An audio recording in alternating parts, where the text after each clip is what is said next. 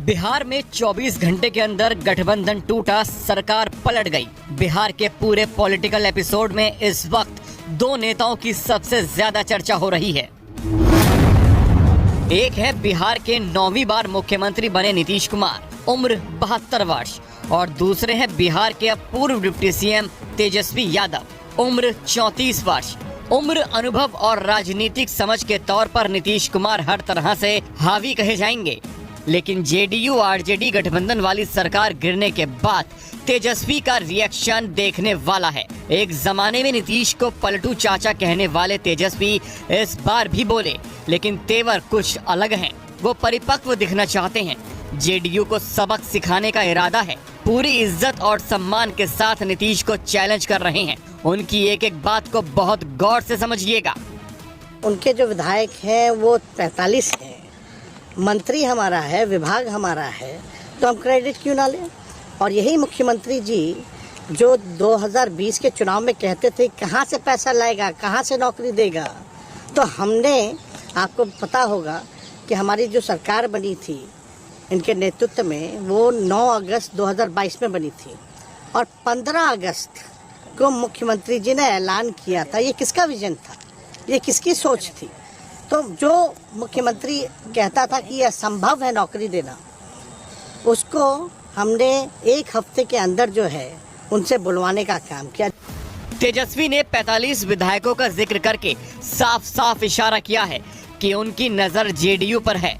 वो खेला होने की बात तो कह रहे हैं, साथ में बिहार में 2 लाख से ज्यादा नौकरियां देना भी गिनवा रहे हैं। साफ है कि बिहार के मुख्यमंत्री को वो बता रहे हैं कि जिस गठबंधन को छोड़कर वो बीजेपी के साथ गए हैं, उसी गठबंधन के जरिए बिहार में सुशासन का दौर जारी था। अब देखिए तेजस्वी की बात का जवाब नीतीश ने किस तरह दिया। पहले भी थे, अब बीच में कहीं गए और फिर इधर हमारी पार्टी के लोगों को ये लग रहा था तो ये तय हो गया और अब सब दिन के लिए हम लोग एक ही साथ रहेंगे जो शुरू से थे। अब तो मुक्ति मिल गई, फिर जहाँ थे वहीं फिर आ गए और अब इधर उधर जाने का सवाल नहीं। कोई शक नहीं है कि तेजस्वी यादव और नीतीश कुमार के बीच इस वक्त बिजली कड़क रही है। नीतीश और तेजस्वी के बीच में सुशासन की बात हो रही है। तेजस्वी खेला की बात कर रहे हैं, साथ में जेडीयू के खत्म होने की भी भविष्यवाणी कर रहे हैं। 40 की 40 सीट बिहार में जीतेंगे, इसमें अब कहीं कोई दो राय नहीं। खेला होना बाकी है। तेजस्वी यादव को कहिए पहले मैट्रिक पास कर जाए फिर खेला करेंगे। जो भी बातें ये कह रहे हैं इनको खुद भी नहीं पता। हालांकि हम कोई व्यक्तिगत टिप्पणी नहीं करना चाहते हैं और हम इतना अपने लोगों को आश्वस्त करते हैं कि ना हम में गुस्सा है ना हम में नाराजगी है। हम बड़े संयम रूप से हम लोगों ने गठबंधन धर्म का जो है पालन किया है और उसी हिसाब से हम लोग आगे जनता के बीच अपनी बातों को रखेंगे। लेकिन एक बात स्पष्ट रूप से मैं कह देना चाहता हूँ कि अभी खेल शुरू हुई है, अभी खेल बाकी है और मैं जो कहता हूँ वो करता हूँ। और आप लिख के ले लीजिए, जनता दल यूनाइटेड जो पार्टी है 2024 में ही खत्म हो जाएगी। तेजस्वी ने तो यह तक कह दिया है कि पिक्चर अभी बाकी है और अब नीतीश और तेजस्वी की टक्कर के बीच में समाजवादी पार्टी के अध्यक्ष अखिलेश यादव ने क्या कहा वो भी देखिए। अखिलेश यादव ने ट्वीट किया है कि जो लीडर प्रधानमंत्री बनने की तरफ बढ़ रहा है उसे बीजेपी ने मुख्यमंत्री के पद तक सीमित कर दिया। उन्होंने इसे बिहार की जनता का अपमान बताया है।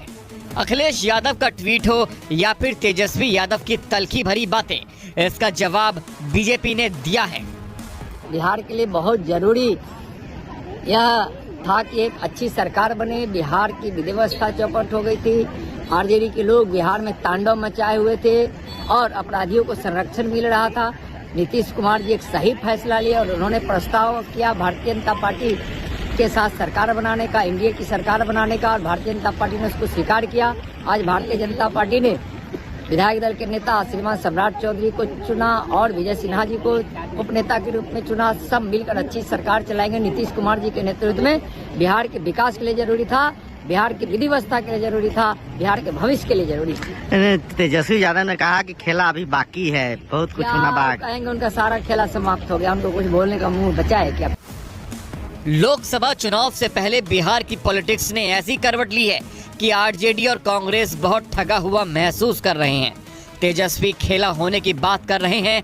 हैरत की बात यह है कि बिहार में आरजेडी के गठबंधन साथी कांग्रेस के नेता के बयान बहुत तल्खी वाले आए हैं और उसमें वो परिपक्वता नहीं है जो तेजस्वी यादव की बातों में नजर आई।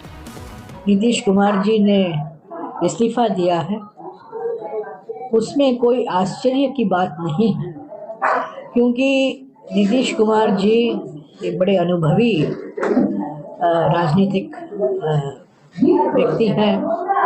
कई साल वो मुख्यमंत्री रह चुके हैं, केंद्र में मंत्री रह चुके हैं, पर वो बार बार अपना राजनीतिक रंग बदलते रहते हैं और राजनीतिक रंग बदलने में वो गिरगिटों का अच्छा मुकाबला देते हैं, वो कड़ी टक्कर देते हैं गिरगिटों का।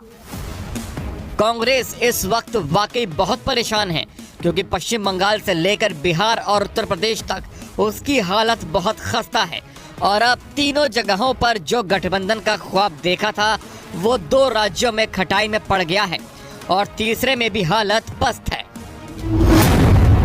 पश्चिम बंगाल में लोकसभा की 42 सीट 2019 के चुनाव में कांग्रेस ने सिर्फ 2 सीटें जीती थी। बिहार में लोकसभा की 40 सीटें हैं, 2019 के चुनाव में कांग्रेस को सिर्फ 1 सीट मिली थी। उत्तर प्रदेश में लोकसभा की 80 सीटें हैं, 2019 के चुनाव में कांग्रेस ने सिर्फ 1 सीट जीती थी। यही वजह है कि पश्चिम बंगाल से लेकर बिहार और उत्तर प्रदेश तक जितना कांग्रेस अपनी हालत से वाकिफ है उससे ज्यादा उसके सहयोगी दल उसकी ताकत और कमजोरियां समझते हैं। नीतीश तो हट ही चुके हैं। पश्चिम बंगाल में ममता बनर्जी के साथ साथ पंजाब में आम आदमी पार्टी ने भी कांग्रेस को ये बता दिया है कि वो उसके बिना चुनाव लड़ने को तैयार है। ऐसे में सवाल है कि जब राहुल गांधी बिहार से आगे बढ़कर उत्तर प्रदेश पहुंचेंगे तो अखिलेश यादव उनका खुली बाहों से स्वागत करेंगे या कांग्रेस की राह में और कांटे बिछने अभी बाकी हैं।